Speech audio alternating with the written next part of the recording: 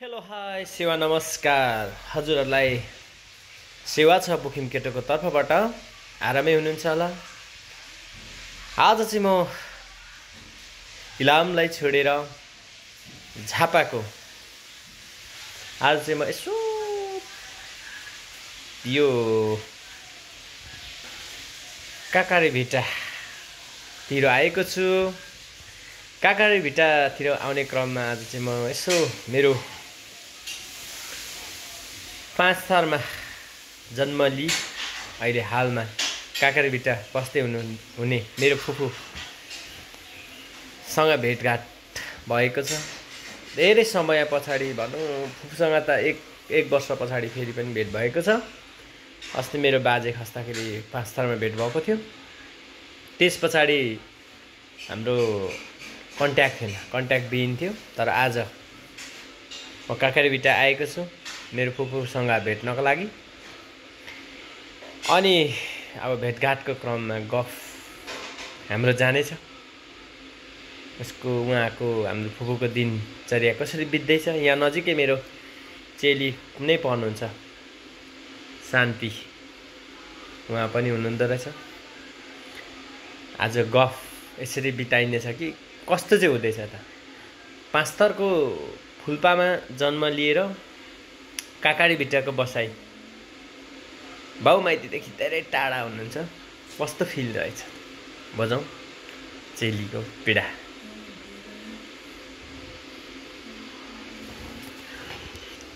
Hello फुपू, के गर्दै हुन्छ फेरि। हेलो मेरो फुपू, के गर्दै हुन्छ आउने यहाँ अगाडि। अनि काकारे भिट्टाको बसाइ कस्तो छ फुपू? एकदम ठीक, गुड छ है। गुड छ। दादासँग भेटेपछि झन् रमाइलो भइरहेको छ। अनि त्यो 5 थरको फुल्पामा जन्म लिई अहिले हालमा चाहिँ काकारे भिट्टाको बसाइ रमाइलो छ कि फुल्पाको रमाइलो छ? बराबरी छ। बाउ माइती गाउँमा रमाइलो भइहाल्छ कि त्यसो। बाउ माइतीलाई छोडेर धेरै टाढा हुनुभएको छ। आज बाउ माइती भेट्न आएको छ होइन? एकदम खुसी लागिरहेको छ मलाई चाहिँ। भेट्छु जस्तो लागेको थिएन मलाई चाहिँ, खुसी लाग्यो। ए मेरो फुपू अलिक भन्छ। अलिक मेरो फुपू त यो के पो भुट्दै हुन्छ हौ। यसरी गर्नुहुन्न नि त्यो फुपू। भरेसँग आउँदाखेरि यसो यो भरेसँग भेट भएको बेला, माइतीसँग भेट भएको बेला कहाँ परै समाइराख्ने हो, यता गफ पो गर्ने हो त। अनि आउनु मेरो फुपू। अनि अब 5 थरमा आउनु नि। आउनुपर्छ, बाउ माइतीलाई भुल्नु हुँदैन नि। 5 थर होइन, इलाम पनि त पुग्ने ल्याउ। 5 थर इलाम जानु परेन। इलाम 5 थर। अनि के भन्छ यहाँ बसेर गफ गर्नुपर्छ आज निकै समय पछाडि। यता यहाँ त लाइट पर्दो रहेछ। अनि के भन्छ मेरो अनि फुपू बाउ माइती नभेटेको कति हो? 1 वर्ष भयो। ठ्याक्कै 1 वर्ष भयो। 1 वर्ष भयो। बल्ल धन्न भरे केटा चाहिँ कहाँबाट घुमेर आएछ है। बिर्सिहाल्नुहुन्छ होला नि बाउ माइतीहरूले। तर बिर्सेको भयो त नि, आउने थिएन ल। ठिक ए अँ, तर साह्रै राम्रो ठाउँमा बस्नु भएको छ। मलाई खुसी लाग्यो। यो के भन्छ काकारे भिट्टामा मेरो छोरीचेली एउटा भनाइ थियो क्या बाउ बाजेको, छोरी चेलीले जता भयो भने साइनो गाँच्ने रे, यो छोराले चाहिँ साइनो बिगार्ने के भन्थ्यो नि। खुसी लाग्यो मेरो फुपूहरू ठाउँ ठाउँमा हुनुहुन्छ। यसरी भेट्न पाउँदा निकै समय 1 वर्ष पछाडि भेट भयो। अनि पुरा हिजो त अनि फोन गर्दा थपक्कै आइज भने रुनु खोज्दै हुनुहुन्थ्यो। हो त। अनि म नआएको भए त्यहीँ कराउँथेँ मलाई अलि छिटो कल गरेको भए त म परै आउँथेँ। ए अँ, तर बाउ माइती के भन्छ बाउ माइतीलाई मर्यादै गर्नु हुँदैन। बाउ माइतीले त जहिले मन दुखाउँछ। छोरीचेलीले मर्यादै गर्नुपर्छ त जहिले। आफू भएर मेरो फुपू एकदमै लजाउँदै बोल्नै गाह्रो भयो। अब यहाँ हाम्रो फुच्चे यो हेलो भाइ, यहाँ मेरो यहाँ यत्रो यो हेर्नु त। मेरो फुपूको चाहिँ यो के भन्छ उपलब्धि केटाहरू हेरौँ त लु के छ नि खबर हाई गरिदियो मेरो भिडियोलाई हाई के छ तिम्रो नाम के हो जोन जोन के राई के राई थुलुङ ओ थुलुङमा त कडा हुन्छ है अनि पढाइ कतिमा हो कतिमा पुग्यो पढाइ पढाइ 5 कक्षा 5 कक्षा जोन भन्ने नाम त एकदमै फेमस हो नि फेरि केटीहरू पट्टिने नाम हो नि बुहारीहरू पट्टिने नाम हो नि किन भन्नु त जोन चामलिङ हेर त जोन चामलिङले आमा पुरा केटीहरूलाई फिदा बनाएर गीत गाइरहेको हुन्छ तिमी चाहिँ के बन्ने सोच छ पछि अनि बिहान नसुताइ त अनि कति अरे यो 7-8 बज्दो रहेछ जोनजी अलिक चाँडो उठ्नुपर्छ आज मात्र आज दादाको उपलक्ष्यमा हो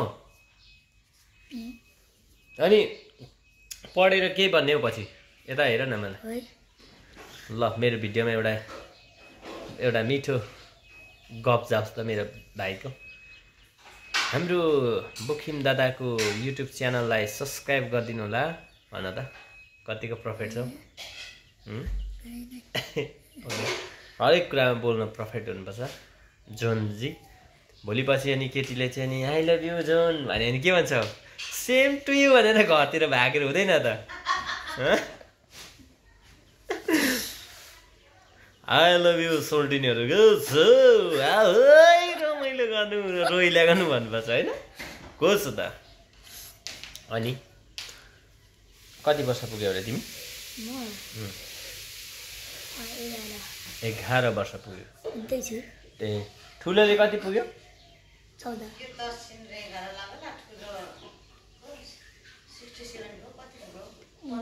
यो यस्तो यता हेर यो अचम्म लाग्दो रहेछ म पनि पहिला यस्तो केटाकेटी हुँदाखेरि 10-11 वर्ष पुग्दाखेरि कहिले 24 पुग्नु जस्तो लाग्थ्यो अब जब 30 काटेर उकालो चढिँदैछ माथि 35 को छेउछाउ पुग्दाखेरि ठुक्क 18 वर्ष भइदिए त जस्तो लाग्छ के 18 वर्ष मेरो उमेर भइदिए त कस्तो हुन्थ्यो होला अलिक चाँडो जन्मेछु भने यस्तो अनि अब जाउँ उतापट्टि पढाइ सकियो पढ्दैछ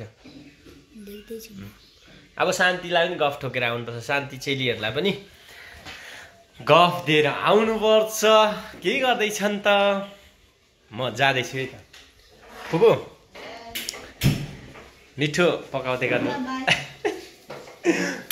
के हो अनि यस्तो भदैहरूसँग भेट्दाखेरि चाहिँ के लजाइराख्नुपर्छ खाना भोकै बस्ने हो त म फुपूसँग गफ गरेरै भोकै बस्दिन सक्छु के भोकै होइन अब ओके म जाँदैछु अब यहाँ मेरो उताटे चेली के गर्दैछन् अब म ठ्याक्कसँगले आइपुगेको छु हाम्रो चेलीको घरमा यहाँ भान्जी के छ खबर भान्जी खबर के छ कहाँ हिँड्नु आँटेको स्कुल कहाँ पढ्छ सूर्योदय कतिमा तिम्रो नाम युनिसा के राई थुलुङ राई हो हेलो के छ मान्छेली के छ आरामको छ एकदम अनि के हो अनि त्यो 5 थरको फुलपाला छोडेर यो काकारी भिट्टामा बसोबास गरेपछि त के हो अनि मान्छे त माया मारे त गाउँतिर कहाँ माया मार्नु हो आफ्नो गाउँलाई माया मारिँदैन जानुपर्छ कति वर्ष पछाडि हाम्रो भेट भयो समथिङ 17-18 भयो होला अनि के भन्छ त्यो फुलपामा जन्म लि काकारी भिट्टाको बसाइ अनि के छ त अनि यताको रमाइलो छ कि उभोको रमाइलो थियो गाउँ नै रमाइलो हुन्छ ए उता जानु भयो यहाँ न मिठो गफ आयो नि 14-15 वर्ष पछाडि भेटेर नि यो के हो यस्तो 18-19 वर्ष पछाडि भेटेर के हो मलाई लाज लाग्यो उता जानु मान्छे भनेपछि फोन खेलाएर बस्ने चाहिँ नलजाउनु लाजै नलाग्नु हामीसँग बोल्नु भने चाहिँ लाज लाग्नु ए अचम्म छ बानी छैन नि त यस्तो भ्लग बनाउने बानी गर्नु छ युट्युब च्यानल छ र अबे अहिले पनि सोध्दै हुनुहुन्छ हेर्नु हाम्रो हेन्समले अघि अहिलेसम्म गफ दियो लाउने अनि के मलाई यो पाहुना आएको बेला के बाहिर भित्र बोलाउनु छैन कि बाहिरै राख्ने हो के हो यहाँ अचम्म छ है म त पाहुना मान्छे यहाँ आएको बल्ल बल्ल बाहिरै होइन यहाँ बस है त त्यो पनि अब बाउ माइती आइछ ल भित्र बोल्नुपर्छ आउनुहोस् भित्र छैन यार अनि के छ अनि उँभो गाउँघरतिर नजाने हो जाने कहिले यहाँ आउने छुट्टी भान्जी चाहिँ आउने छुट्टी भने अनि गाउँमै माया मारेको भनेर झर्नु भएको थियो अरे त हो हावा नबोल्नु है तपाईँ हो आउन यस्तो अवस्थाको मान्छेहरू हेर्नु न यहाँ काँक्रा भिटामा यो के हो यो शान्ति शान्ति लिम्बू हो आउन यहाँ बस्नु अनि कसरी बितिरहेछ अरे काँक्रा भित्र बसे यसरी फोन खेलायो बस्यो होइन फोन खेलायो बस्यो कसरी तर मलाई त एकदम खुसी लाग्यो निकै समय पछाडि भेट्यो तर पनि यो ठाउँमा आउँदाखेरि राम्रो ठाउँमा बस्नु भएको रहेछ मेरो उता फुफू र मेरो यता चेली अनि यो के धन्यवाद यति के भन्छ यत्रो समय भेट गाउँलाई मन पराइदिनु भएकोमा गाउँ हो गाउँ है तपाईँको गाउँको त है साँच्ची म त बिर्सिरहेको फुलपा जस्तो लागिरहेको वासम जस्तो लागिरहेको थियो गाउँ त है माइत पो त है ओहो माइत पो त अनि कहिले कहिले जानुहुन्छ त अब दसैँमा जानुपर्छ ल खालि बाउ माइती रुखाउनु मात्रै अनि रुखाउनु परेन रुखाउने नै बाबु माइती हो नि अरू बेला पो जानुपर्छ त हो यसो के भन्छ बाउ माइतीलाई भेट्नको लागि के छ सुख दुःख के छ खालि टिका लाउनु दसैँमा यो लिनु डो लिनु जानुपर्छ डो डो पैसाको पछि दौडेपछि गाह्रो छ यति नै आजलाई यति नै स्टप गर उ त्यो के अरे त्यो सिलाम सागमा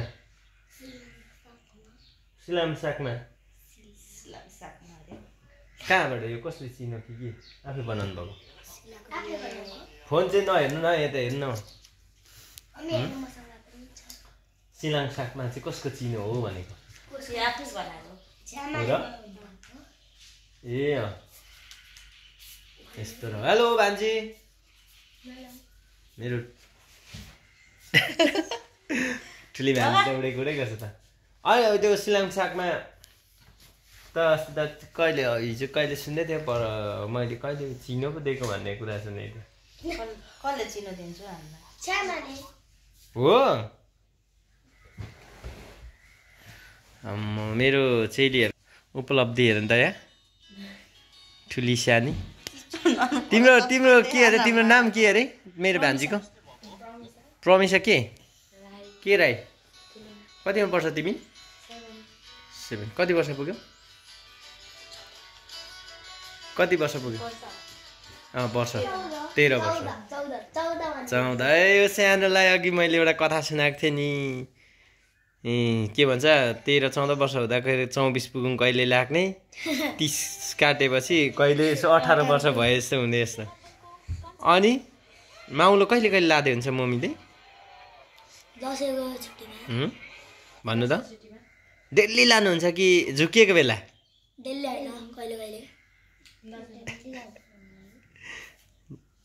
प्रफिट रहेछ जे होस् हाम्रो मेरो चेलीको उपलब्धि चाहिँ राम्रै छ सबैभन्दा ठुलो सम्पत्ति हो क्या यो भूकम्पले पनि लाँदैन यिनीहरूलाई तपाईँले त्यो बजारमा ठुलो घर बनाउनु भने भूकम्पले लडाउनु सक्छ तपाईँ को सक्छ त सक्दैन नि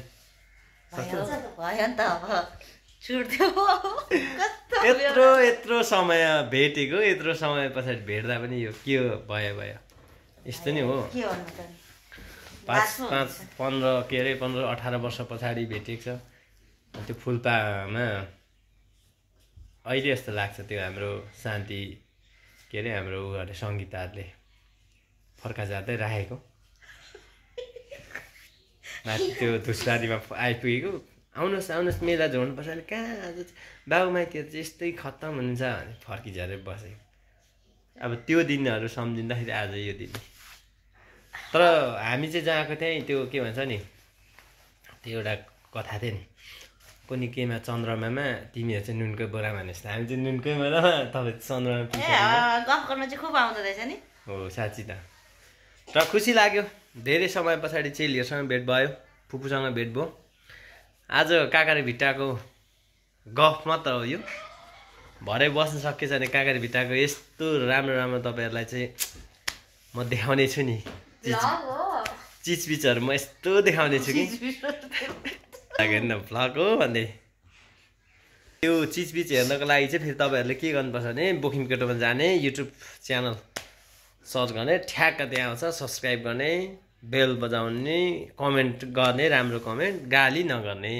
गाली गऱ्यो भने फेरि मलाई डर लाग्छ त्यसैले गर्दाखेरि गाली नगर्नु होला माया गरिदिनु होला है त आज चाहिँ म भरे भरेसम्ममा रहेर काकारे भिट्टाको यसो के छ कस्तो छ त्यहाँका रहनसहन कस्तो छ हेरेर तपाईँलाई भोलि अपलोड गर्नेछु हस् त आजको लागि बाई बाई के खाएर यस्तो राम्रो राम्रो हो टेरीका अनि मेरो छोरी चेली त अनि बाउ मान्छे यस्तो काले न काले छन् याद यो घामले डढेको जस्तो छोरी चेलीहरू त छ त अनि लिम्बू पो टेरीका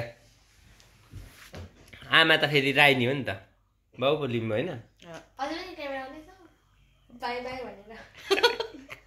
यसले मिठो दियो अनि मिठो गफ आयो नि त ए यस्तो यस्तो हुँदो रहेछ टेरीका आमा राइनी यो त बाउ चाहिँ लिम्बू भएर जोस् ओके ल अहिलेलाई बाई बाई गरिदियो भान्जी बाई ल खै मिठो एउटा शब्द जास् न दादाको ए मामाकोमा मामाको युट्युब च्यानल सब्सक्राइब गरिदिनु होला भन्नु त अलिक भोइसले यस्तो ट्यालेन्ट मान्छेहरू के हो यस्तो ल त बोकिम केटोमा गएर भन्नु पऱ्यो नि युट्युब च्यानल सब्सक्राइब गरिदिनु होला खै सब्सक्राइबहरू नमस्कार गरेर पो त्यस्तो पक्रै हुन्छ हो के हुन्छ त ल हो ल गुड ल ल आऊ न ल नमस्कार गरेर सम्पूर्णमा नमस्कार भने सब्सक्राइबर मेरो सब्सक्राइब भान्जी ल ल रेडी 1 2 स्टार्ट